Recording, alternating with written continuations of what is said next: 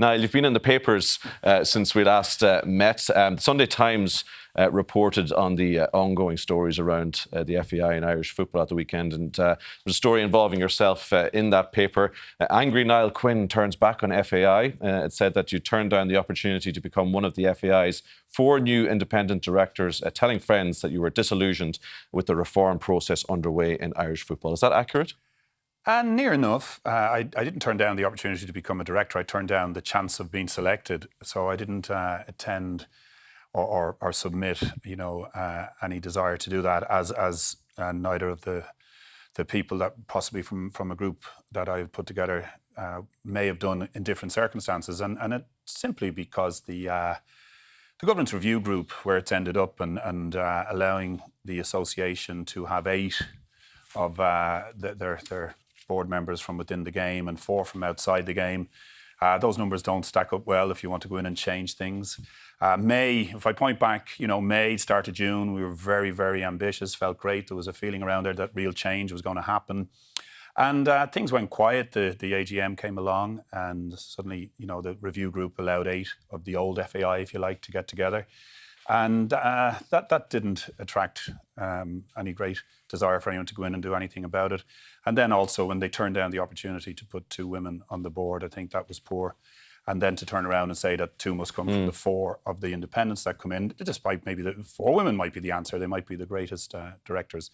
But all in all, it didn't suit. And for me personally, and I know 1 or 2 of the people that were working with me, it wasn't attractive. The old FAI is alive and well. Although I dare say, with the revelations that were out at the weekend and where everything is going, there'll be a lot of pressure on the old guard still to prove that they're the correct people to turn the corner.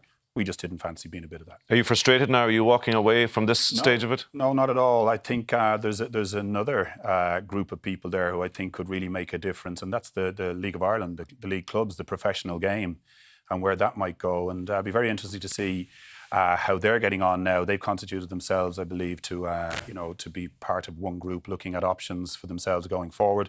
I saw in today's paper where they're pretty annoyed with the old FAI in terms of their of the revelations of the weekend and how difficult it's been for League of Ireland clubs, and they're looking for clarification of what they can do and achieve in the future. If we can be of assistance to that, then that would be great. So it's not all doom and gloom, but at the same time, the old guard needs to move away. Is that your view? Sure, look, I think I wouldn't be the only one saying that. Yeah. They've kind of circled the wagons, got themselves back into power because of the governance review group and what they came up with. That was disappointing for outsiders like me, who probably might have gone in, had things be different, where you could, sort of go in there and know that you could participate in real change. I think you've got to go in there and be part of something that doesn't look to have changed very much.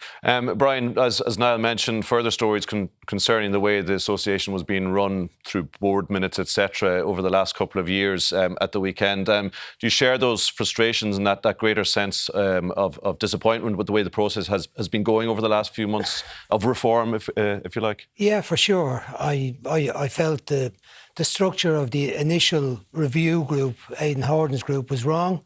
The 2 ladies representing the FAI hardly represented the greater football body or expertise, great knowledge of football, that they were going to have an impact. They certainly had an impact on the gender balance issue, but there wasn't a gender balance that the 2 people representing the FAI were both women. But be that as it may, they've now a situation of the 8 that they've selected for the current board, that there's no woman on that. As Niall said, from the other 4 people, now has to be 2 of the 4.